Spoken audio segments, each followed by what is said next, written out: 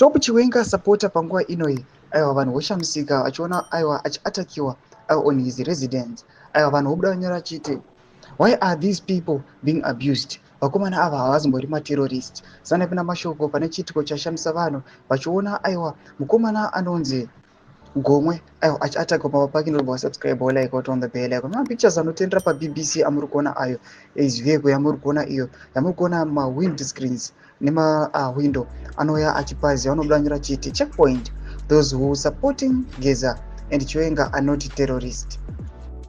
In video below is Gomwe's house. Vanoshowa mapicture amuri kuona aiwa imba iri kunzi ndoo yaGomwe nemota vehicle yamuri kuona aiwa yakapwaziwa mawindows vachiva vachi advocate for him vachiti aiwa why are they being abused zvakadai so. Vakomana ava they are not materrorist. Vakomana vanongosapotawo what they believe kuti aiwa izvi ndo kune interest yedu. Panguva ino tiri kuona vana blessed Warunesu Geza vachivavhokawo vachidhimanda the resignation yevakomana vari kunokonzi zvigananda. Mana patiri kuona kuti maloyalist aiwa mamwe vari kutsvakiwa vari kuwantiwa down vana Ethan Matibela.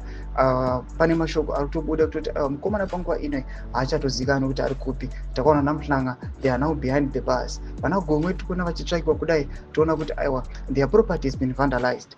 Mudze mafunguro enyu muri kudii pamusoro pechiitiko ichi aiwa chashamisa vanhu and the people now as my citizens they now fear to take sides just because they know kuti aiwa these guys they are ruthless. Pina comment section medu mudze mafunguro enyu, so subscribe or like, turn on the bell icon.